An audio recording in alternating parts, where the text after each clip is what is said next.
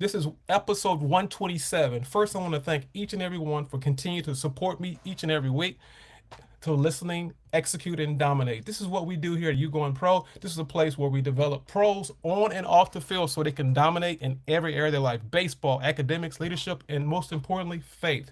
If you're a high school player, JUCO player, a parent, or a coach trying to navigate to the next level, this episode is for you.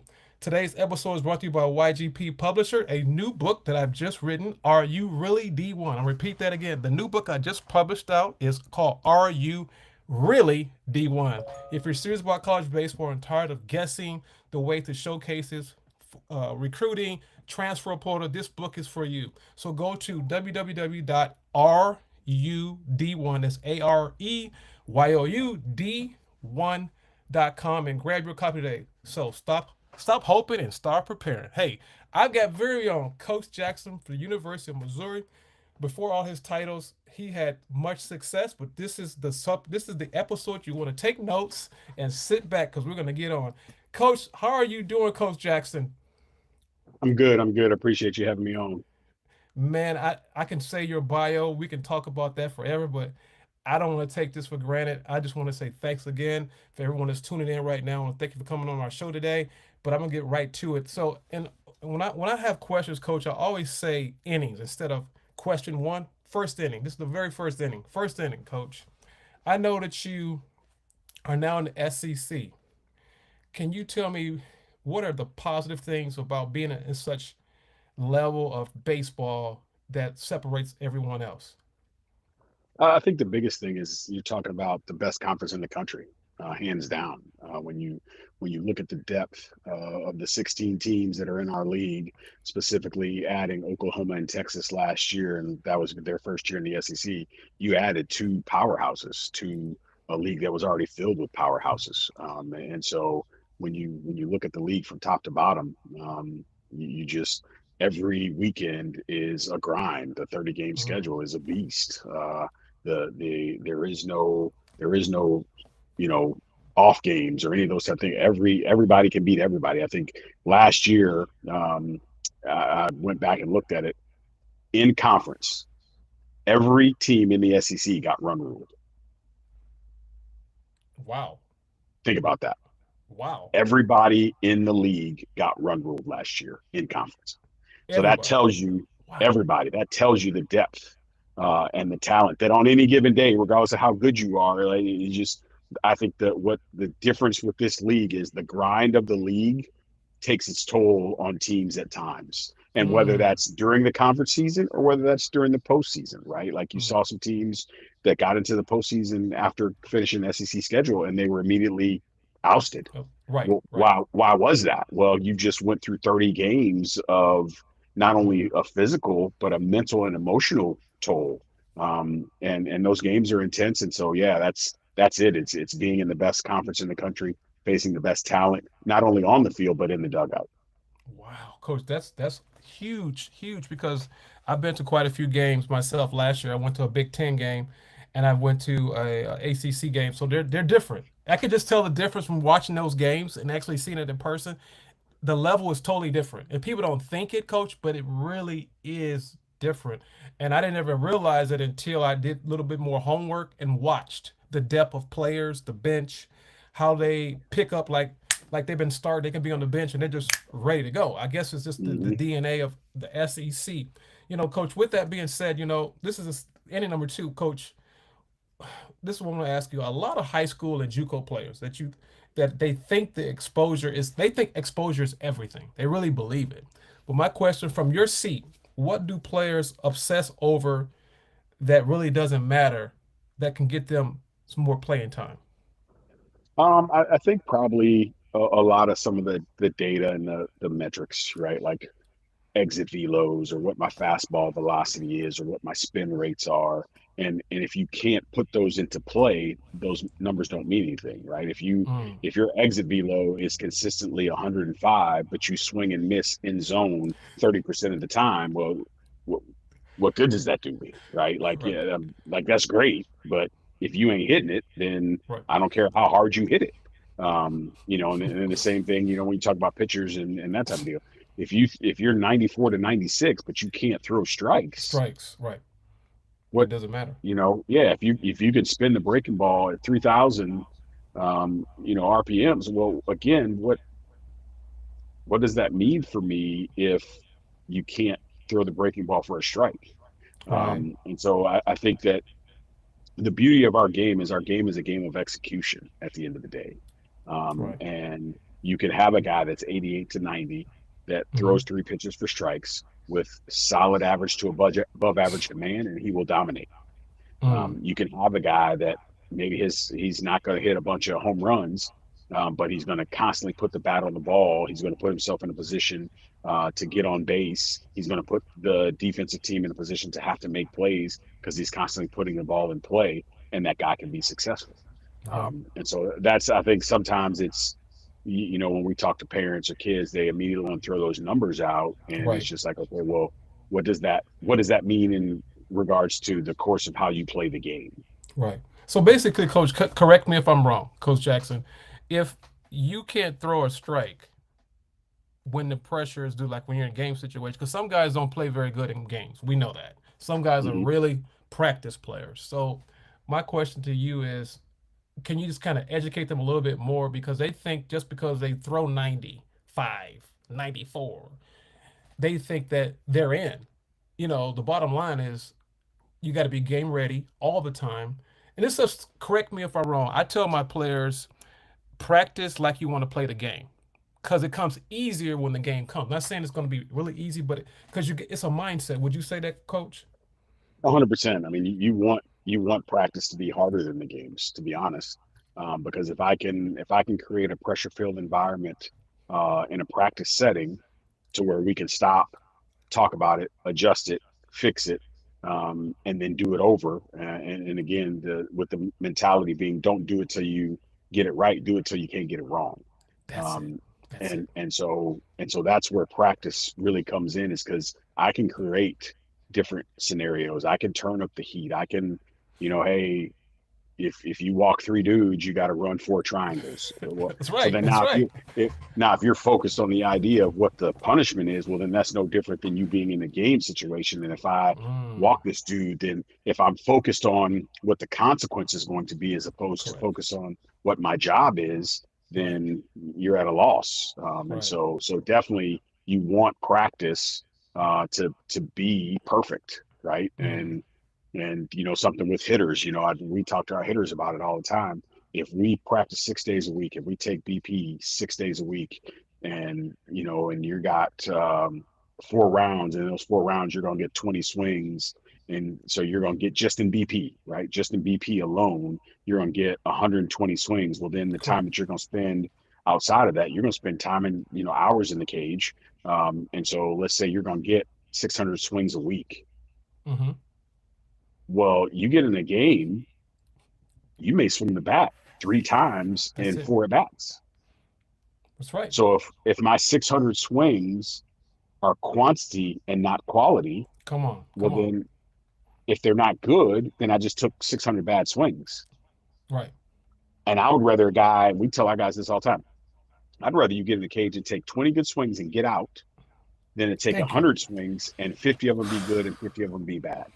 Man, this is powerful. For you guys just listening, this is the YouGoin Pro Podcast. I get very own coach, University of Missouri, Coach Jackson, episode 127. I told you guys it's going to be a great episode. He's already hitting you guys with some great nuggets for all you high schoolers and JUCO players. You might want to take notes. But coach, hey, that was very powerful because which I told you I coach as well. And also I know one thing I think about players, and correct me, coach, guys that may go 0 for 3. This is an example. 0 for 3, right? But they had hard hit balls. They were just at someone. They think, well, I was 0 for 3. Now they got to throw their helmet, got an attitude. I'm like, it's quality. You had a quality at bat versus you had 3 strikeouts and you didn't swing. You hit the ball hard. It was just at somebody. Can you kind of elaborate about that a little bit so people can get a little bit more wisdom on that? Well, it's at the end of the day, what you're talking about is how do we see and evaluate success? And what most of these kids end up doing, unfortunately, is success is external, and it's based on outcomes as opposed to processes, right? And so even when you talk about the strikeout, if I strike out 3 times a game, but each one of those at bats was an 8+ pitch at bat, Correct. those are successful days, right? As long as it wasn't a situation where there was a runner at third base with less than 2 outs, Correct. that I needed to put the ball in play to score The the play. run. If I had 3 strikeouts, but I made that guy throw 8 pitches plus, then what happened with the guy behind me? If the guy Correct. behind me ended up getting a hit, or the guy behind him ended up getting a hit because I made that dude throw me 10 pitches and then It he was threw worth six it. pitches to the next guy, well, then now Right. you indirectly led your team to being in a position to be successful. But yes, when kids, specifically when you talk about the offensive aspect of things, when they put their focus and they judge success by whether or not they got a hit, well, you're chasing something you're never going to catch, no matter how Mm. many times. And it just shows you how stubborn kids are, and to some degree, unfortunately, um, how much pressure parents put on them. Um, Right. these kids that have played the game have heard it over and over and over again. If you are successful 30% of the time as a big leaguer, you're in the Hall of Fame. Correct. We don't really sit back and conceptualize what that means, Mm. right? 30% success That's rate? Come on, man. So you can't, and if you get upset because you not, then all you doing is perpetuating the next at bat to be an out, correct. and not a quality out. And so we should be judging our with our bats specifically is, hey, were we on time? Did we get a good pitch hit? Did we put a good swing Hmm. on it? If we did put it in play, was it put in play hard? If we Right. did put it in play with less than 2 strikes, was it a pitch that we could drive? Like, Right. again, we're talking about the controllable aspects of at bats, and if we could get kids to focus more on those things, which is what big leaguers ultimately end up being able to do, then that's what allows them to be successful. Coach, I like that what you said because at the end of the day, it's a mental game. It's a mental game because you can have all the tools in the world, but if you don't know how to use this up here to execute the tools that God has blessed you with, you're kind of defeating the purpose, and you're running yourself out of a job. Let's just be Mm-hmm. honest. You're running yourself out of a job, out of position of playing at the level you're at or the next level, which I want to talk about the mental aspect, Coach. You talked about the big leaguers. You're in the SEC, the pinnacle of the pinnacle. You're at the top level of amateurism for baseball. How important is the mental aspect at that level of D1 baseball? Would you say? It's everything. And when you look at it, it's in our environment, right? It's sleep, it's school, it's your social life, it's social media, it's there's all these influencers that affect our mental state now and affect these kids' mental state, that puts them in a really really bad position, to go out and be successful because they are so fixated on the Mm-hmm. idea of what do other people think. And I was raised by my grandparents, and the only opinion that mattered to me was theirs. Nobody else's opinion mattered. And if this person over here thought I did well, but my grandma said I didn't, what she said was all that mattered. That's right. And so, too many times we're looking for approval externally, Mm-hmm. which is something that we should not do. One, we should never do that as men, and we That's right. specifically should never do that as black men. And Mm. so, when you're looking outwardly to define your self value and self worth, that's a recipe for disaster, Correct. because nobody's going to put you in the position that you should be in. And so that is something that when you talk about that mental aspect of it, is they're so wrapped up into, well, what are my followers going to say, and what kind of comments am I going to get on social Right. media and all these other Right. kind of things. And so it puts them in a bad way. The guys that Mm. understand and can stay even keeled, those are ones that really, really have a lot of success because Right. they don't ride with the Right. highs and lows. They just find that pocket and they stay in that pocket and they stay Mm. consistent. I like that what you said. You talked about your grandmother, your grandparents, because when you see how I smiled when you said that, I'm like, yeah, yeah, because I know those were the greatest influencers in my life, my grandparents, and I wish they were still here. And my question to you is that is my grandparents was probably one of my first coaches. I won't call them coaches, teachers. They were Mm-hmm. advisors for me and for you. My question is this: nowadays kids don't like to be told nothing. We were hard headed too. I'm not gonna say we weren't. We were hard headed, but there was a difference. My question to you is this: how important is it to be coachable, to be at that next level of baseball? I want you to break it down because you're a coach. You're the head coach. How important is that? It's the utmost importance, right? Like if you're not coachable, you better be a dude. Like you just when you get there, I don't have to say nothing. I just give you your practice gear and everything else and let you roll out there. And but if Oh, you're not a dude, then you have to be coachable because we have to be able to put you in a position I that's going like to it. allow you to be successful. Oh, I love And it. and so that is, but that's also the problem, right? Is that every kid is coming in now. They got their own personal hitting coach. They got their own personal strength and conditioning coach. They got their own personal pitching coach. And the problem with that is, and I think there's good people out there that are holding these positions. None of those people have any level of accountability for what happens when they're on my campus and when they're Ooh, in our that's good. dugout and wearing our uniform. Mm, And so the fact that your hitting coach says that this works, that right, works for you in the cage. right, right. That's what you're doing is not producing the result that you wanted to produce. So you can keep doing it that way and tell that dude, because again, you're paying him, he's not Right. paying you. You. I'm That's it. paying you, Right. and so I'm the one that's giving you the scholarship. So again, why would I? And I tell these kids all the time, why would we do anything as coaches that will put you in a position to not be Come on. successful? Come on. That makes You sense. think Come on. you think we sit around and just say, hey, you know what? How can we have the worst Yeah. hitters in the country? Right. Right. Let's give them these drills. How can we have the worst pitchers in the country? Let's That's have them it. do this. That's And it. so that coachable piece is huge. And for us, it isn't do what I say do because I say do it. There learning is an active process, right? Correct. Like you have to be Correct. an active learner. And our job as coaches too is not to, okay, I'm gonna coach every hitter this way. Everybody's got Correct. to look this way. We got to figure out what works best for this guy because what this Correct. guy does may be different than what this guy Correct. does, and so that's our job. Because one of the things I hate most when my assistant coaches say is, "Oh, he just can't get it." No, that's your job to make him Make help them him get figure it it. out. Yes. That's right. That's Yeah, right. that, like That's that's right. you. Whatever you got to do, you Do got it. to exhaust all options. Do it, Do it. and then because whenever that light clicks and there's that aha moment, then that's what everybody's happy. Right. Coach, I like what you said because, you broke it down and you said you have to figure it out.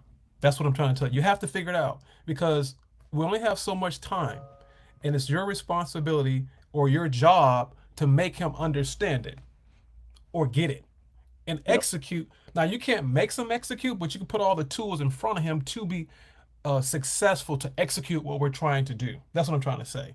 Because at Hmm. the end of the day, I tell players, your coach doesn't hate you, and if he doesn't like you, why does he have you on the team? Hmm. Because he could have cut you, or he could have said, "Go ahead, transfer," in high school and in college, either way. And I think the problem is a lot of these. I see a transfer portal like it's like running water now, coach. I mean, like running water. We're pretty close in age, and I mean, yeah, transfer was it was there was rules back in the day as far as transferring, but now it's like every time I look around, someone's transferring. But when is it okay to transfer and when is it not a good time to transfer? Because a lot of times you see these kids, and I'm just going to give my example from coaching high school here Hmm. in the South Florida. Everybody think they're D1. Everybody, their mom, their grandma, everybody thinks they're D1. But what has happened is when they don't understand the dynamics of high school baseball versus college baseball. Hmm. And you may be the stud on the high school team, but when you get to University of Missouri, everybody's a stud. And so they want to transfer because Coach Jackson don't likes me. Coach Jackson, he doesn't talk to me, or Coach Jackson doesn't pay attention. So my question is, when is there a good time to transfer or not to transfer? Would you say? I think it depends on the individual, and I think, like you said, when you look at in the state of college athletics now, um, the idea of you playing someplace as a true freshman, Or slim? that's that's very slim. I mean, we've done it here these last couple of years, which is why we struggled a little bit because I didn't want to live in the portal. I didn't want to, go out and bring in a whole bunch of dudes and just Right. live in the portal to build a roster every year. So So if you want to play as a true freshman, well then don't go to the place where they haven't played a true freshman in the last 3 or 4 years. You Wow. you not going you're not going to be the exception to the rule, no matter what they Wow. tell you, I right? like it. Like, and the dudes that do have the opportunity to play as true freshmen, they know who they are, Right. Right. so they don't have to guess at that. And so I think pick the the right place from the get go, Mm. and then that cuts Mm. down on the ability of you worrying about transferring. Mm. Two, I think that if you do go someplace and you aren't getting better, Mm-hmm. then that's where you may say, okay, let me look to go do something else. Don't do it because I'm not playing. Oh, I didn't Mm. play and he didn't give. You're not playing for a reason. Come on. Like Come on. Come on. it's and again, not to be harsh, but the reality of it is your coach's job isn't to like you. Mm-hmm. That's not his job, Mm-hmm. right? And what these kids forget too is, again, I'm giving you a scholarship, Wow. but too many of these parents and families think that they're doing me a favor by coming to our place. Well, I'm paying you. Right. Right. So because I'm paying you, I've laid out the expectations of what it is for you to be part of our program, and then Program. based Correct. on that, then let's make sure that everybody's living up to what they say. And many times as we get excited through the recruiting process, and we're all and yeah, da, da, da, da, and then you get there and so wait a minute, you had a part in this. You're not doing your part. I'm Mm. I'm doing what I told you I was going to do, Right. but now because you haven't had success or because you're not in the starting lineup, now you want to feel some type of, I never told you you were going to start. Mm. I told you that you were going to have the opportunity to start. I told you that you were going to have to work for it. I told you that this was going to be a different environment than what you're used to, and Mm. there's going to be an adjustment period. Either you turned off what I said, or you thought you were going to be Right. above the fray, and either one, it doesn't end up well. And so I think that if the environment is a toxic environment, if you're not getting better, then that's where I think you look to make a move. Okay. But that's what I would say is do your homework on the front end. Yeah. Yeah. I like that, Coach. Coach, that was really good. For the people just tuned in and listened to very own episode 127, very own Coach Jackson Wazoo baseball, and from the SEC, I want to say take notes because this has been a very good one right now, Coach. You've been hitting it really good, but I'm going to go to the next question, and this is the fifth inning stretch. I'm going to give you this one. There's a problem that we have in general with society is loyalty with people, with baseball players. And my question is this: a lot of times, these players didn't have the upbringing we had. Grandmother, yes sir, no sir. Can you really teach loyalty at this stage in the game? Can you teach loyalty at the D1 level now? I'm just asking. That's the question I want to ask. In college athletics, I think you have to redefine how you look at loyalty, right? I Okay. mean, because there's two sides of that, right? It's not just the players jumping ship. Their coaches have some accountability and responsibility in that. At the end of the day, there's not an AD out here that is going to allow you to keep your job because you graduate kids and you have good GPAs and you lead in community service. Like at some point, you got to win, and if you're not winning, then you're gonna lose your job and you're gonna have to go do something else. And so that's that other interesting piece and dynamic to the college aspect of things. Okay. And you could argue very strongly that as college coaches, baseball, football, basketball, whatever, we're all insane, right? Like truly, truly insane, right? When you think about it, I have two boys. My sons Okay. are 14 and 13, Okay. seventh grader and a ninth grader. Okay. At our at the core of it, our job relies on 18 to 22-year-old young men that are transitioning into college and experiencing life and all those things for the first time ever. Right. You, as a high school coach with Mm-hmm. high school kids, are in a similar boat, a little bit more control when it comes to that. But the idea of there's nobody else out there professionally that would say, oh yeah, I'm gonna put my future in the hands of 18 to 20-year-old boys or kids, right? For that matter. And that's what we're doing as coaches is we're putting our livelihood in their hands. And then what happens on the parent side is the parents then want to come in with, well, why didn't little Johnny get an opportunity? Well, in your job, in the things that you do, how many opportunities do you give to people if they're going to cost you your job? Mm, that's good. Not very many. You're That's not. it. Oh yeah, you know. Hey, you know what? Yeah, I know you're not ready, but yeah, come on. I'll leverage my future on Right. you figuring it out. That's not how that Mm-mm. works. No. And so that's where it gets missed. And now when you're talking about the portal and NIL and rev share and all these things, okay, well, it's a job. Right. Right. And because it's a job, you got to understand that you have some ownership and accountability in doing your job. And if you don't do your job, it is Job. not That's right. it is not my job to allow you to quote unquote figure it out if I don't think you're going to get it figured out. That's right. So that goes back to your question about coachable. If you're not getting it done and you're not coachable, Oof. you got to go. That's right. That's right. It's like a job. Like if you go to a job and someone hires you for a job, for the listeners that are listening, I'm going to paraphrase it and breaking it down. That's like a job. You graduate from college, you got a degree, and you go for this job. And IBM, using this for example, IBM Yeah. hires you, and you say, "Hey, KJ, I want you to do this," and you go in there, you're late to work, just because you think they like you. You got straight honors. You act like you've been there. And they said these are the rules, these are the standards, these are the expectations, and you don't do it. And they give you a 30-day grace. After that 30 days, it's It's a gonna be box. it's It's gonna a be like box. this.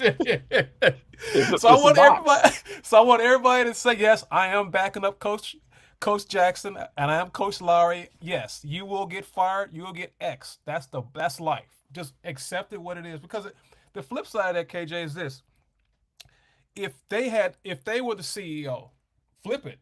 If they were the coach, they would do the same exact thing. 100%. That's a drop the It's mic situation right it, there. it is Go it ahead. is it is easy for people to make decisions when they don't have to make decisions. That's right.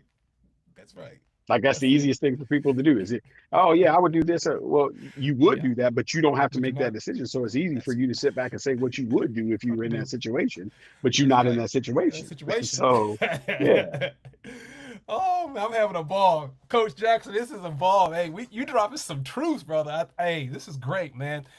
Like I said before, very own Mizzou baseball program, SEC college baseball coach, the very own first black baseball coach in the SEC.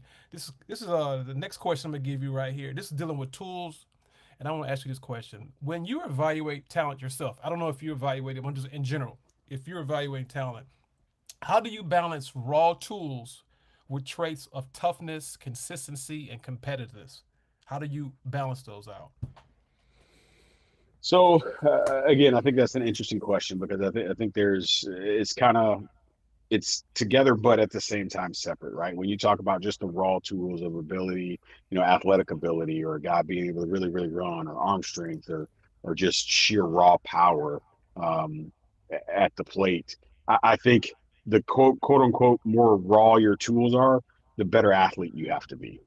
Because Mm, if you're not an elite athlete but you have raw tools with average athleticism, that's a bad recipe, mm, right? Because what we know about elite athletes, we've okay. seen them all growing up. We knew somebody that this dude never played. All he was a football player. He didn't do Right. nothing else. But when Right. he got on the basketball court, he did you in. When he got on the baseball field, he figured out a way to get it. Like those are your elite athletes that no matter what they do, they just pick Do. it up and Right. they assimilate and they're able to do it. And so Right. if you have raw tools but you don't have elite athleticism and feel, Mm, that's tough. And so then when you talk about the toughness aspect of it, the thing when you look at toughness is you're only going to see toughness through failure. Right. Right. Right. Like That's right. you don't see Right. true, and specifically in our sport, because you're talking about mental toughness, you don't Correct. see mental toughness in success. No. You only see it when they don't succeed. And so that, for me, that's a big deal. I tell our coaches that all the time. Don't come back to me telling me this dude, you saw this dude on the weekend and he was 12 for 14 with 5 home runs, three doubles and a triple, and a couple extra base hits, and he made some good play. Uh-uh. I need you to go tell me what he looks like when it's 0 for 4 with three punch outs. Then tell me what he does on defense. Tell me what he does with that last at bat. See how he's Yeah. interacting with his teammates in the dugout. What does he do post game? What does he do the next day that That's they right. play? How does he That's come right. out? That then tells me about the toughness aspect. But when it's good, everybody can peacock when it's good, right? That's Like right. everybody chest pumped up and Right. they feel real Right. good about themselves. Is your chest still pumped up when you You go punched 0 out for a 4. couple? 0 for 4. Right? You made an error, Or and you made an error. You made the you made key an error error, of the game. you didn't have your command that day, and so you or you didn't have your best stuff. Your arm didn't feel the best. Like with That's right. pitchers, it's kind of easy. Like hey, this dude's supposed to Right. be 90-93, but we go see him, and all of a sudden it's 88-90, Right. but he's still Right. pitching and getting out. You're like, uh-oh, that's Right. different. So Correct. you telling me the same dude mentally when your stuff is at its best or when your stuff is not at its best, I'm in on that. Coach, this is good, man. I got to put in a little quick sponsor infomercial real quick. So, with that being said, if you guys are looking for a travel organization, I have the right one for you. Wow Factor is we've helped over 1,200 players that earn a college offer. Also, 30 MLB drafts, 7 national championships. If you're serious about developmental exposure and being at the right environment with the right organization, I ask you to DM me at Instagram. That's YouGoin Pro Sports. Again, DM me if you're looking forward to being a travel team. The wow factor is YouGoin Pro Sports. Coach, hey, this is really good, man. You are breaking it down. I mean, I've had a lot of guys on here, but you're starting the year off. Boom! I like it. It's well worth it. I mean, I like it because you're being very transparent, you're being honest, and you're being open. And a lot of people don't like that. They want you to say what they want to hear. But Yep. at the end of the day, let me tell you what my grandma said: the truth is the truth, and the truth shall set you free. Now, you can take it how you want to take it, but eventually it's going to hit you in the face. So, Yes. I got the very own, and I'm very honored to have you, the very own Coach Jackson Mizzou. I love saying that, the Mizzou, the Show Me State. I like to Yes, say that sir. because I love it. But Coach, I'm going to talk about transfer portal. Let's talk a little bit more about that because you talked a little bit in the beginning about it, but baseball is a little different from every sport, which you know that. Basketball, football is like on a rampage. Every 5 minutes, Mhm. someone's transferred. But transfer portal has changed everything. It changed your game. It changed how you sometimes do your lineup. Everything's year to year. It changes. So the biggest misunderstanding players and parents, what do they need to know about the transfer portal? The misunderstanding you think they're getting, parents I and think that players. Yeah, I think the biggest thing with the portal, I think that when they initially conceived the idea, I thought it was a good idea, right? Like at its infancy, the transfer portal was there. The idea of transferring before the quote unquote portal actually came to place was if you were at an institution and you were a walk on player and you weren't happy and wanted to go someplace else, you could transfer without having to sit out. I thought that was phenomenal. If you're Okay. not getting money, I can't tell you where you got to spend your money, Mm. right? Like I can't tell you where Right. you got to spend your money. So Right. Right. so I got that. So then when they started to look at this whole idea of the portal, they kind of the initial thought was okay, if they are academically eligible, if they um, hadn't had any off the field issues, if they with the institution that they transfer to, they're going to be eligible immediately at that institution, That's right. and with the coach's approval. I thought again that was okay. Let's do it that way because then Okay. now, as a coach, if there is a player that I'm giving scholarship to, and he decides he wants to leave, and I say, you know what, I get it, I understand. Yes, I'm gonna give you permission to leave. Then he should be able to transfer and not have to sit out. Mm. Well, then they erased all that and just said, well, the regular student, the regular student. Well, the problem with the idea of what the regular student does is you don't have, show me one regular student who's been at 4 different institutions in 4 years. You're not going to see any. You're not going to see it. It's not going Yeah, to happen. you're not going to graduate, That's right? right. Like there's no shot that you're going to be able to graduate. And so this idea, and again, I get it, paying players and name, image, likeness are, again, the concept of name, image, and likeness was a great one, but it's not name, image, and likeness. You got kids that are getting paid that don't nobody know who they are. They don't have no idea who they are, and they getting paid. And so then now it's created this environment where everybody thinks they should get paid Right. Right. just Right. because. And Right. they think, well, if you don't pay me, well, then somebody else will. Somebody Well, else then will. That's right. what they're finding out is that's not always the case either. You think Mm, that's what it is because you're looking at all these other people that are doing it, and then you're going out there and finding out, oh, what I thought was out there isn't really out there. right. And so for me, it is parents and kids think that the portal is a magical Disney World type place. Right. Right. Right. You jump I in the agree. portal, Mm-hmm. that could be the beginning of the end for you. Right.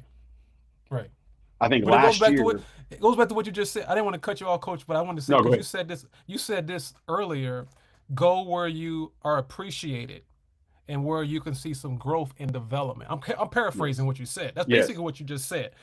That's how I compartmentalize everything you just said. Go where you're appreciated, and on top of that, Coach, don't forget the one part. If you're transferring, now I'm not against transfer. For the people who are listening, they're gonna hit me in the DM. Coach, what you mean you don't like? Listen, hear me out. If you keep transferring year after year after year, you're not graduating. Period. Because you're gonna have like 200 credits, and you're not gonna have a degree. So what happens when you hit your knee and you blow your knee, or you tear your Tommy John, or you're done, or your eligibility is done? That's what I'm trying. I just want to throw that in there, Coach. I didn't want to cut you off, but I wanted to throw that in there because it lines up what you're talking about, because people live this magical Walt Disney fairy tale with transfers. So that's what I wanted to say, and I'll let you go ahead and take over. I just wanted to throw that in there with you. yeah. Well, and the other thing too is take the money out of it, right? From a portal perspective. If you transfer, in my opinion, more than once, there's only one constant in that equation. You you went to one institution, then you went to another institution, then you went to another institution. Okay, things happen. Maybe it didn't work out at first place. We go to second place and it don't work out. Whoa, whoa, wait a minute. Now we're on to our third school. Well, either you don't know how to, you picked the wrong places because you've been at 3 different places and none of them worked out, or you're the problem Mm, because you can't go to 3 different environments and none of those environments be the right one. So either you don't know what you're picking or you're the issue.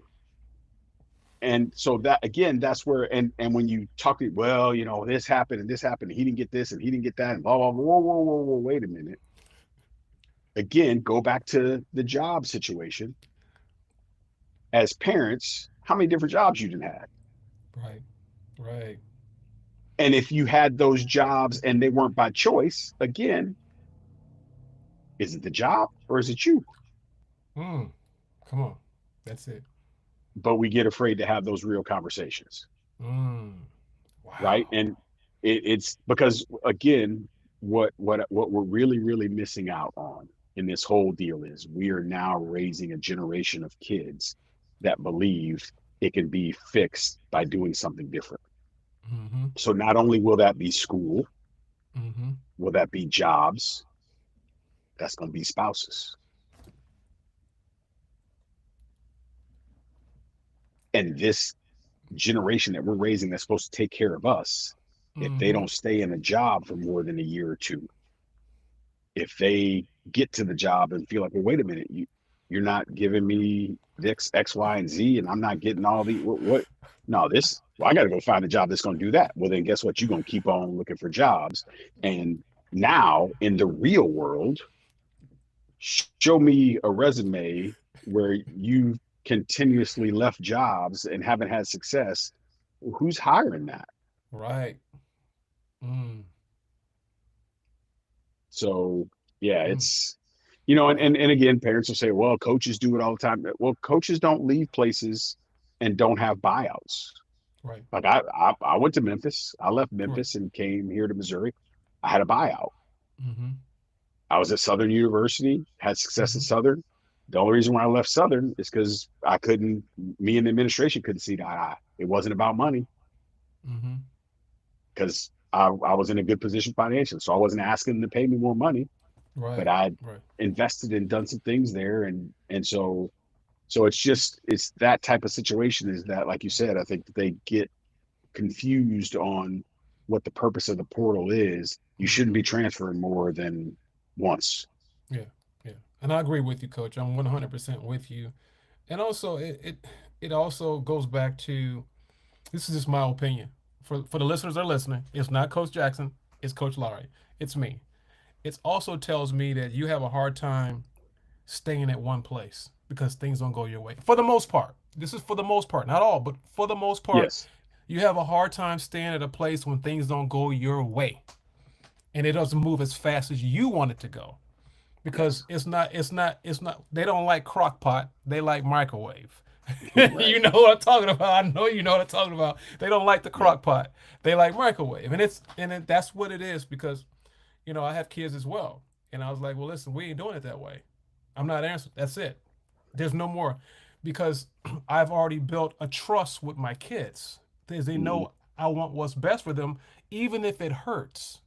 For Mm-hmm. the people want to, even if it hurts, I still got to do this because the world's going to be a whole lot meaner and a whole lot more terrifying than I am. I'm just giving you a sneak preview of the upcoming attraction. That's all I'm Yeah. giving you. Yeah. Without a It's doubt. gonna, it may not come this year and it may not come 5 years, but it may come in 15. And I'm just saying that because my grandfather made a comment going back to your grandparents, because I love when you said that. That touched me. Because my granddad always told me this. He said, if you put something in your brain and study it, no one can take that away from you. Mm-hmm. So what you put in your mind and you study it, I don't care who it is. Doesn't matter the color, the size, or who it is, doesn't matter. Because what's Right. in here, they can't take it away from you. So goes back to what we're talking about. But this is really good, Coach. We chopping this thing up really good. This is raw. This is raw. This is the Yeah. real Yeah. rawness. I love it, Coach. That's the only way I know how to give it. So And that's yeah. and that's the way I like it too. Hey, I'm all for. Hey, I'm backing you up. Coach. I'm backing you up 100%. Now let's talk about the JUCOs. The JUCOs, because I know I was a JUCO as well. I came out of a JUCO. I walked on. Didn't have any offers. Didn't have nothing. None of this stuff that these kids got. Now I ain't have a trainer. I just Mm-hmm. knew how to train myself because I'm from Chicago, so we didn't have all this stuff. But the point I'm trying to make is, some people think JUCO is like a curse word. It's like a curse word. I'm like, Yeah. there are some JUCO players that need to go to JUCOs because they're late bloomers. Late bloomers. And I had one of the guys on, Jason Michaels. He was on one of my episodes. He played in the MLB. Jason Michaels. He talked about late bloomers. He said some guys are just late bloomers. And Mm-hmm. he was one. He said he was one late bloomer. He got drafted as well. Played in the league for a while. I think like 12 years. What would you say to players who feel they are left behind and they're just overlooked because they're not recruited? What would you say about that? Again, I mean, look at where we are, right? Like in this state of the transfer portal, there's no such thing. It's if you a dude, somebody's gonna find you. Period, right? Like, and whether that's you start junior college or you go 2 years ago, yeah, I think it was 2 years ago. University of Connecticut Okay. was in a made it to a super regional. He had, I believe, on his roster, he had 9 players that were Division III transfers. Whoa. Whoa.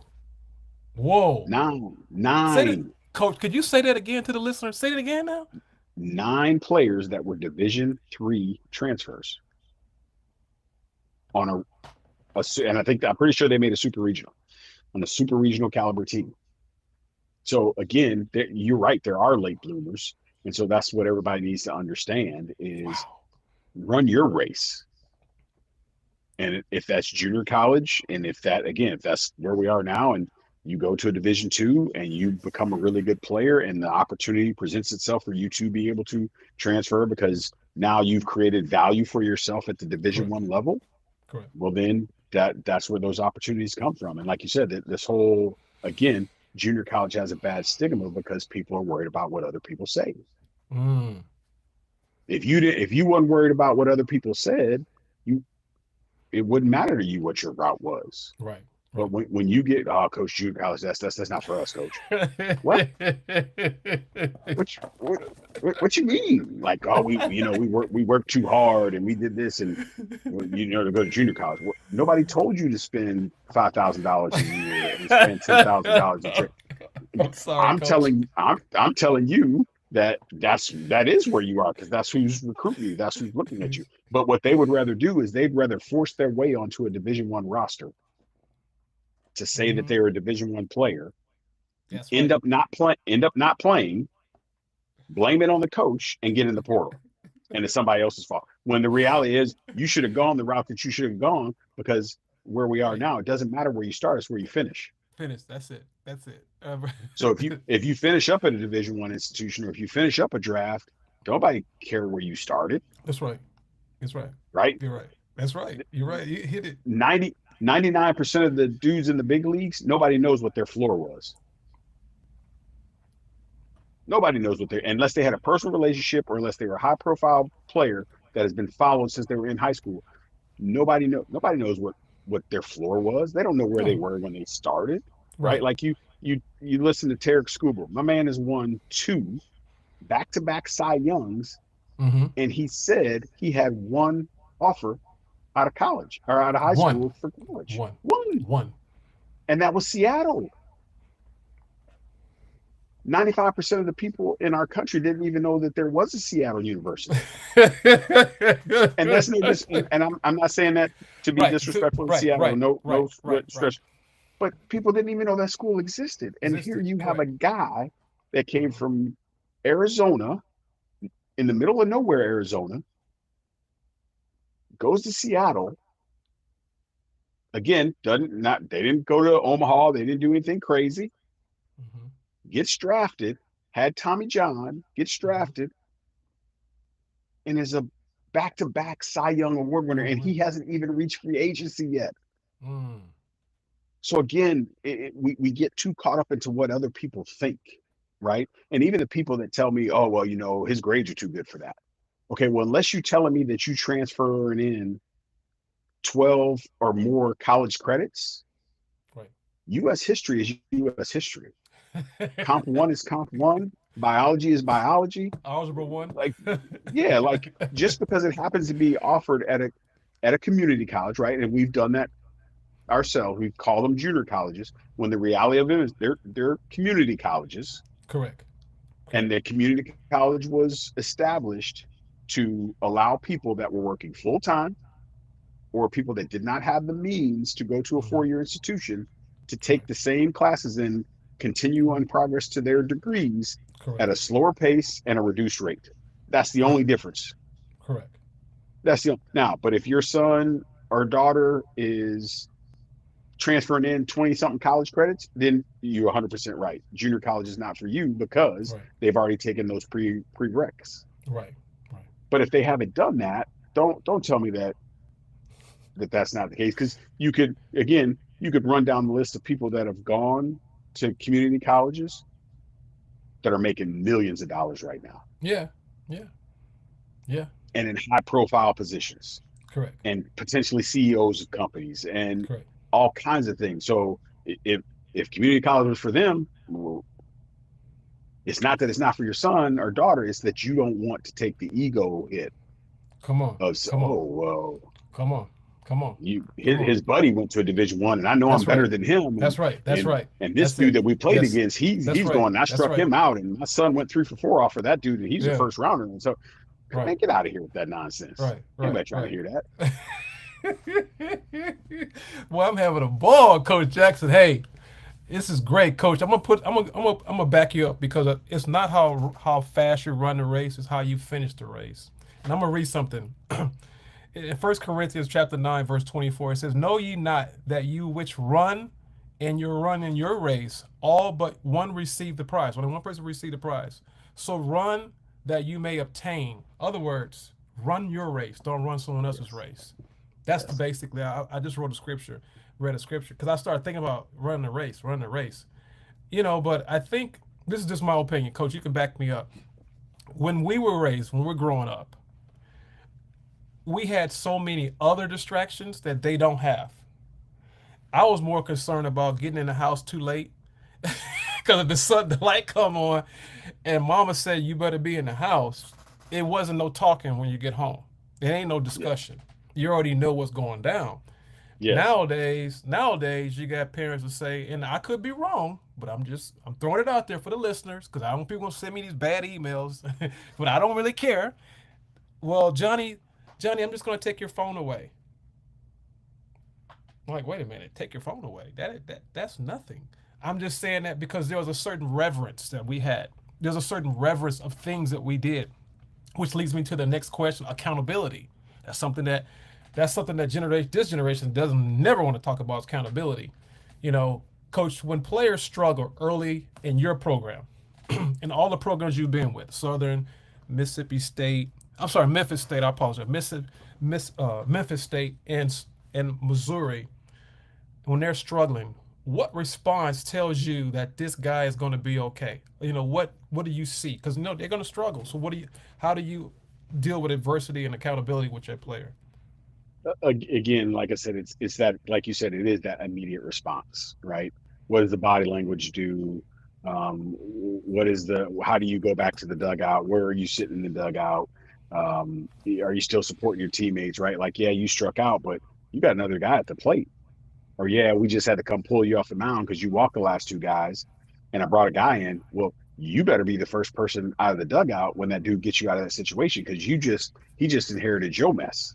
Correct. And Correct. so how guys react to those types of things, and do they crawl into those shells, and do they become self-centered and fixed on what they did or didn't do versus what is in the best interest of the team, right? And so we always talk about either you succeed or you learn, right? That the idea, for me, I tell guys, failure is a choice.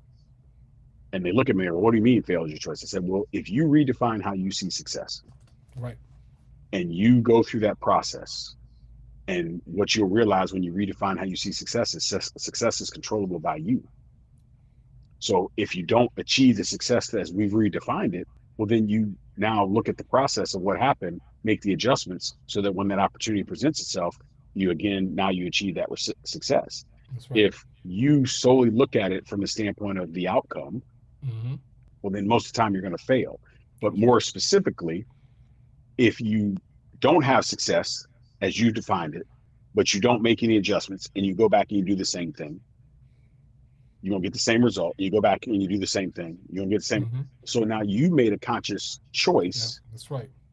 to get that result because you didn't make any adjustments and do anything different to get a Mm. different to get a different result. I like that. And so That's right. that idea, when you talk about how they deal with that, it's just that is how are you defining success, and in your redefinition of success, not what other people think success is, then what did you miss out on that would have allowed you to have been successful? Because Mm. whatever it was, you control it, right? Like as we talked about with hitters, get a good pitch to hit, be on time, get a good pitch to hit, put a good swing on it. You control all those. The pitchers don't have anything to do with that. Correct. Nothing. Correct. On the When you're on the mound, either you throw strikes or you don't. That's right.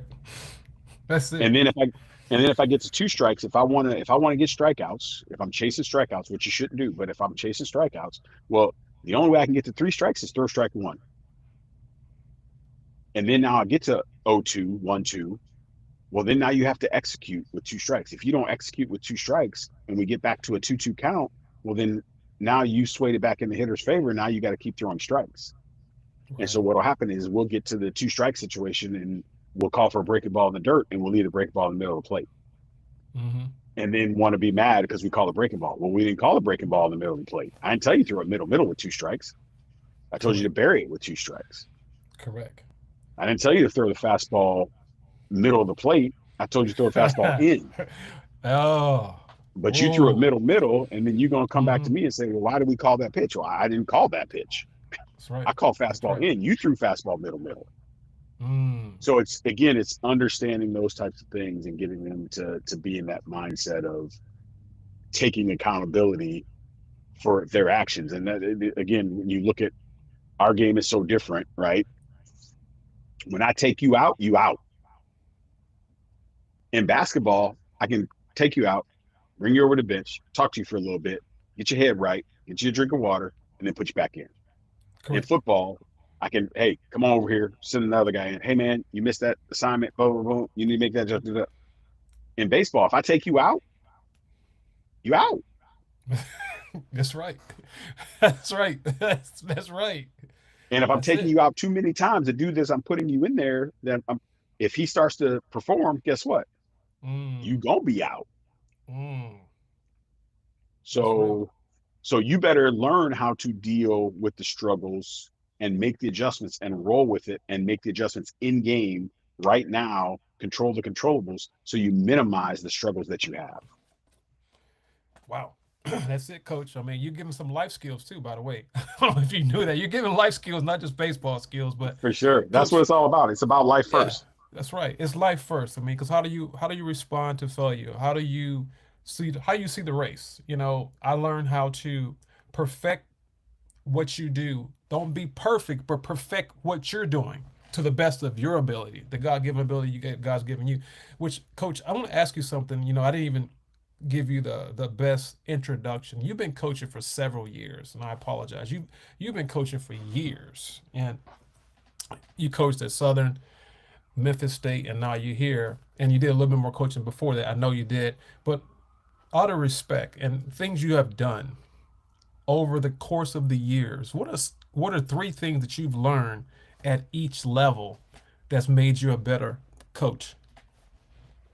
I think the first is stay humble. Okay.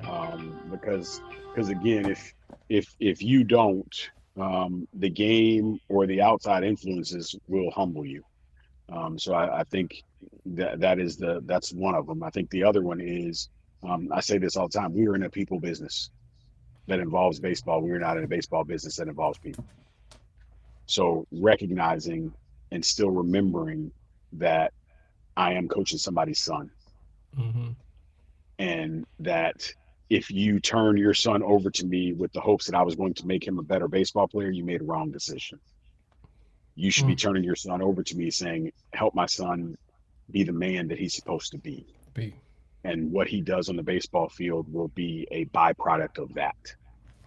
Mm. Um, and I think the last thing is, don't let your position that you hold define who you are. Mm.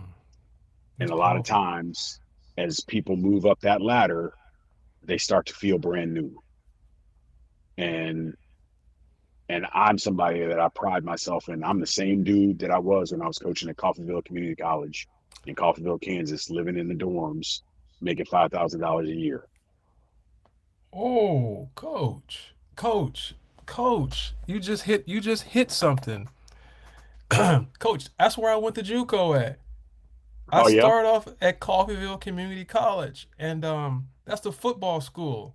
That's where all the NFL. You know that. You know that. oh I didn't yeah, know you. oh yeah, I didn't know you were there. yep, You just hit another one. I'm like, this guy just he keeps throwing out more and more stuff. For people that don't know, Coffeyville Community College, it's at the bottom of Kansas, pretty close to yes, Bartersville, Oklahoma. For yep, people that don't know, I was there, and it was probably one of the best experiences for me because I had to get away from Chicago. And right, you said that because I remember we're called the Ravens, yep, Coffeyville yep. Ravens, and I didn't know that you were there, Coach. But man, how was that experience at Coffeyville? I mean, I got to throw that. It, That ain't even my question, but I got to ask that question. How was that experience for you? it was different. It was different when one of the best restaurants in town is the Sirloin Stockade. Yeah, Um, you been there know for where you at. years. Yeah, Yeah, yeah. same No, same place.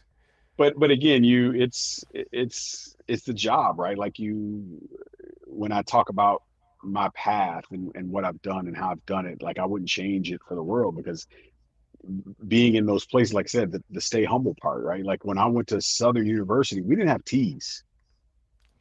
We did not have tees. We had to go hit, we didn't have cages. We had to go hit at a local high school and our field flooded. And so if we got too much rain, we had to go practice at that local high school. And that was 15 minutes up the road from us. Oh, And so again, that's when I get to here or Memphis or and I hear people start to complain about stuff. It's like, man, if you don't shut that noise up, like right. you mad because the outlet in your locker doesn't work? Like, come on now. Like let's Really? keep this thing in perspective. So yeah, that's what I say. Each place that I've been has allowed me to stay grounded and never forget where I came from, Mm, ever. Um, and so that when you talk about that aspect of coaching and doing different things and scouting and being an agent and all those things I've been very, very blessed and fortunate to have the opportunity to do, I have to stay true to self. okay. Coach, I mean, you got quite a bit of resume. I mean, you started back in the day. You didn't even have Coffeeville on your resume at Mizzou. I didn't even know that, but I don't know very many people that know where Coffeeville's at. Yeah, Where's right, right, Coffeeville's right. Yes, at? yes, Just when you said that, I mean, you brought it up, and I mean, for the most part, I mean, it's a life changing experience. Let's put it that way. It's gonna keep you yes. humble. It's gonna keep you humble. And I'm gonna say it again. It's gonna keep you humble. That's all I'm gonna Yes, say. It's it gonna keep is. me Yes, it humble. is. So Coach, I know we'll talk. We're gonna wrap it up in a minute, but let's talk about how important the parents' impact is. You know, what's the one thing parents can do to truly help their son or their daughter with the recruiting process? You think, and they can do it intentionally so it can help them be placed at the right school. I think the biggest is, it's one of those things where you hear parents when we're talking to kids, and especially now you're starting to talk to kids at, uh, August 1st, going into their junior years, and Correct. 15, 16 years old, and I hear parents say, "Well, it's going to be his decision." Eh, like I hear what you're saying to a degree, but if I'm writing the check, it's going to be our decision. Now, if you going for free, then I'm Yeah. going to guide you in helping you make that decision. But if I'm writing the check, nah, we gonna discuss this. So I think the biggest thing there for me, what parents need to understand when their kids are going off to college and they're going through the Right. process is help them sift through the stuff that doesn't matter. Man. Correct. Correct. The name across the jersey, Come on. Come it on. it doesn't really Really matter matter. at the end of the day. Like, yeah, okay, I get that you want to be in the SEC, but if you're not an SEC player, right? Like, sift through all of that and get down to what is really, really, is this a good environment that is going to promote growth and development for you as a man, first and foremost? Correct. And then from a baseball standpoint, then now what does that program do with regards to developing players? If you're going and visiting a place and you look at their roster for the last 3-4 years, and on average they're bringing in 15 plus dudes in the portal, Mm. Mm. and we're talking about a 34-man roster. Roster. Correct. That's half the roster. That's Hey, half. That's over what are you half. doing, right? Correct. Like, so it's little things like that, right? Like, again, take everybody else's opinions and what y'all think people are going to think about the decision you make, and back to what you said, run your race, do what is Right. in your best interest, and don't Correct. worry about what other people say about That's it. right. That's right. Because those same people that would be praising you for making the decision that you made to go X, and oh, look at, most of those people probably hoping that you're going to fail so they can be Correct. looking down at you and say, Correct. oh, see, he thought he was all that. Da, da, da. Like, you don't want to. So do what's in your best interest and don't Right. worry about what everybody else thinks about it. Mm. All right, coach. I mean, which I'm gonna back you up on. I got enough something to back you. Basically, you're saying parents. I'm talking about the parents. Parents should be a guider, which I'm a guider. I'm a parent as well. Coach Jackson is a parent as well. But here's a little something I want to throw at you. It says wisdom is a principal thing. Therefore, get wisdom, and all that getting understanding. What do you mean by that, Coach? Well, as a parent, we're like the compass. We're guiding. We're the guiding light. We're guiding the person that is behind the light. So, in order to be a light, you got to know where you're going because you've already been there. We've already been in that path. Hmm. So if we've been Hmm. there, we don't want them to go take a overdose of stupid pills. That's just what it is. We don't want that Right, to happen right. because sometimes stupid pills can cost you a lot of money. It can cost you. Yes. So with that principle is wisdom is the principal thing, and all that get understanding.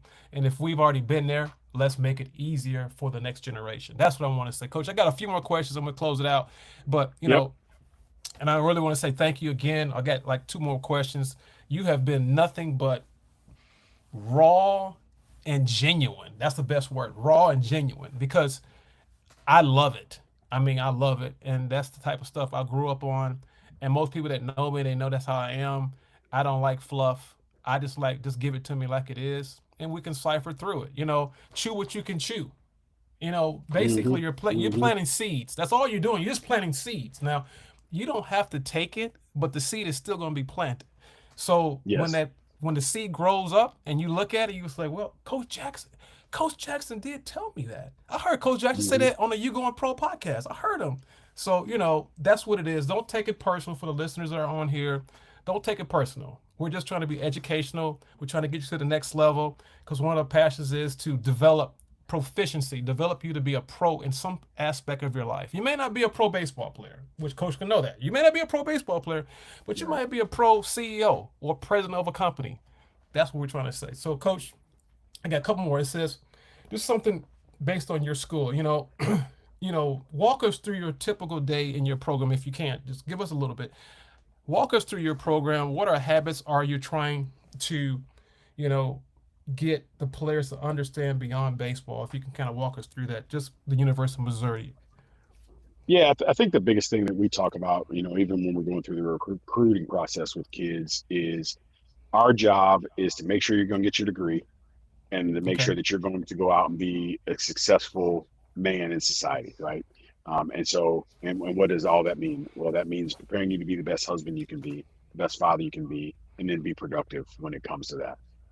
And so we believe that the parallel between life and baseball exists greater than any other sport, right? Like you can't Yes. skip steps in our game and expect to have sustained success. You may get brief success, but it's not going to Right. be sustained.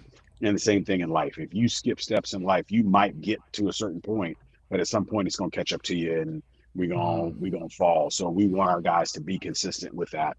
We constantly talk about the idea of, our core values are accountability, respect, and connection. And Mm. so that accountability piece is a big one. You are accountable slash responsible for your actions, but more importantly, in a team environment, you need to be accountable to your teammates for their actions and making Mm. sure they're doing the right things. And the respect piece is it first starts. When we talk about respect, we first start talking about the idea of it starts with self-respect. Do you respect yourself? And most of these kids don't even know what that looks like, right? They don't have any idea, and so they're like, well, what does that mean? I said, okay, well, you're a Division I athlete in the SEC or Division I baseball player. We know that one of the best ways for you to be successful and healthy is to get sleep. I love how you broke that one down. I love it. That's it. I like it, Coach. That's it. So let's just start. Oh, Are you respecting yourself enough and the time and effort that your parents and finances that your parents have put in to get you to this point, and you say you want to be a big leaguer? Are you getting the right amount of sleep? wow. And obviously, we Wow. know the answer to that. No, Right. We know the answer. Yes. No. because No. you're invincible. You feel like I don't need it. That I I need can it. I don't feel. need it. I I'm can I good. can still. I But can do it. yeah, that's what you think. But the problem is it's taking a toll on your body every. If you don't allow your body to rest and get the sleep that you need, because a It's lot of gonna things break. happen while you're sleeping, it's going to It's break gonna down. break. It's It's eventually going gonna to catch break. up to you. Oh So yeah. Don't tell me that this is important and that you respect yourself when the first thing and the most controllable thing you can do is go to bed, Mm, mm. right? And then Ooh, when we talk about the connection piece is being able to be connected with the people that you're out there with, because that bond that you will build will allow you all to be successful in rough times.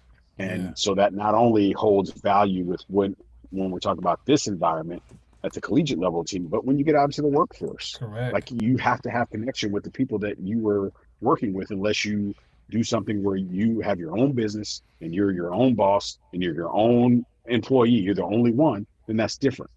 But Mm, when you're in an environment where you're relying on other people for the team or the company to be successful, then there has to be some connection. There has to be some empathy and understanding of what other people are going through. And because that, then if you're a manager, the more I know about my people, the easier it is for me to yeah, motivate them. yeah, right, right. It makes If your I don't job know easy. anything about them, yeah, if I don't It know makes your anything job about easy. them, and I come into the, Hmm. oh, hold on now, I'm not going to get the best out of you because I may not know that your brother just died Right, 2 days ago and you're a right. quiet person, so you chose not to share that, and now your Hmm. production has suffered. And if I don't ever dig in and just have those conversations or go to lunch with you and just chat, again, we don't got to go to the club together, Yeah, I don't got to right, invite you over to my house for Thanksgiving, but right, I need to right. have an understanding of who you are, because we are going to be in this arena together, and battling and working to get a united goal accomplished. And so we're going to be able to do that a lot better if I understand where everybody's coming from. Mm. Coach, that's good. I mean, I got two questions left. This is leadership. This is a leadership question here. So, you're leading young men every day, and also coaches. You got coaches too. You got a coaching staff. You're leading them to sometimes there's high pressure environments, which you know that SEC, the position you're at, dealing with diversity. How do you personally stay grounded when things happen like the highs and lows, and how do you overcome those uncertainties? I guess the simple answer to that is I don't know any other way. That's how I was raised, right? Like I was raised from that standpoint of staying grounded. Again, if as you can, I think, relate, because you said, talk about your grandparents. Don't get too big for your draws, That's right. right? Like That's right. and so be when you're raised that way, I don't know anything else. Like I That's right. don't I have confidence, but I don't allow my confidence to go into cockiness. I don't allow my confidence to Mm, be seen from an ego perspective.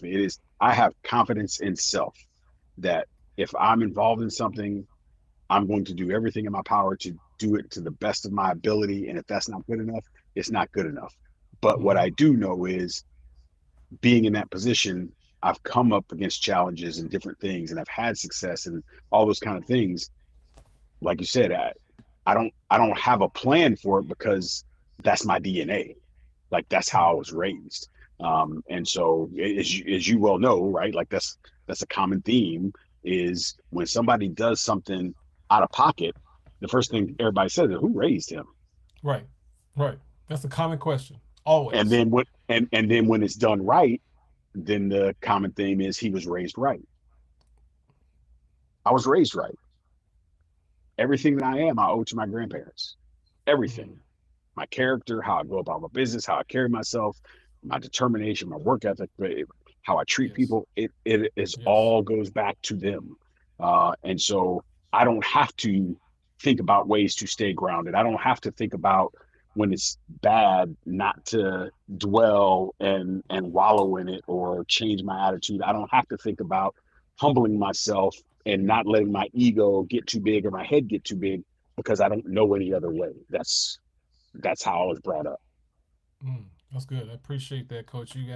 You have done a remarkable, remarkable job today. I mean, you're probably about the most unique, authentic interviewer I ever had. I mean, this is like, I mean, and that's a compliment. That's a I huge appreciate that. compliment. I appreciate I that. mean, I'm not just saying that because you don't get too many genuine people, and you can, like spirits connect. You can tell if it's a connection. You can just tell. Yeah. because the Yep. conversation would be like short and gone. But Yep. I see a energy that we're creating, and we're giving out great information for the listeners, so they don't have to be guessing, and Hmm. they think they're out here thinking, scratching their head, like, listen. And I always say this: stop taking stupid pills. Other words, listening to Johnny and listen to Johnny's mama because you struck out the guy that did this because he's going D1. That is called hallucination. Don't do Yes. that. That's just Yes. hallucinating. And I said that to say this, going to what you just said. And you're a remarkable man. I'm so proud of you, brother. I'm so proud of you. I'm I so glad I appreciate it. finally. It took a year, but I got you. It took me a year, Right. but Right. for the listeners, like how long it took me a year, but it was worth it. But that's that grandmother, that's grandfather thing. Hey, you don't give up till you get it. Just keep going. You know, be nice to people. Be polite to people, because you don't never know. You never know. I mean, we're talking now, but I may see you in a year or two, and we may be connect. You just don't Yeah. know Yeah. how God does things. You just never know the opportunity. It's called maximize every moment and be good to everybody, because you never know where you may end later. Which leads me to the Yes. last question, Coach. Coach Jackson, episode 127. Man, you've been coaching since 20 years, 20 something years, Coach. It's yeah, this is actually the start. I'm going into my 27th. I mean, Being cause involved in the game, be it yeah, coaching or other baseball roles, but yeah, 27. cause you went to Nebraska, correct? Yep, yep. And so 99 was my first coaching job. I was at a high school back home in St. Louis, and I Okay. was coaching freshman freshman basketball and freshman and JV baseball. Yeah, I was the head freshman basketball coach, and we went undefeated. Coach. So Oh man, Coach, I gotta tell you this. I gotta say this because that's how I started here in South Florida. I came here and I coached basketball first, and we were undefeated. I coached basketball, but I really wanted to coach baseball. So I yep. coached basketball and I coached middle school baseball. And that's how Mm, I started. And I'm like, this guy, man, I got to keep in contact with this guy. This guy, it's like we're yeah, in the same yeah. kitchen over here. We're cooking. Oh That yeah, for sure, for I sure. like that. I like it, man. I appreciate it. I'm over here looking at your resume. You coached at Fairfield, Imperial State. Emporia That's in State, Emporia. Imperial State. That's in Kansas, people. If you don't know, that's in Kansas. I already know because I know. And then Yep. the very own Coffeyville Community College, Jefferson College. That's a JUCO. Nicholas State, St. Louis Community College, Mizzou, also Southern and Memphis. Coach, you have been around, and I want to give you a shout right quick. 2019 SWAC Coach of the Year. I did not know that. Congrats on that. Appreciate 2023 it. Baseball American Trailblazer of the Year. You're most definitely a trailblazer. I'm gonna give you that. You hit that one right there. They need to call that the Jackie Robinson, the Jackie Robinson Award, because you hit it. But congratulations, brother. And I want to close out, and I'm gonna ask this last question. Faith and purpose aren't always talked about in baseball, in college baseball, and in life. How is your faith and your personal belief system guide you through leadership? And what would you tell players chasing success, and so they don't lose where they're going along the way?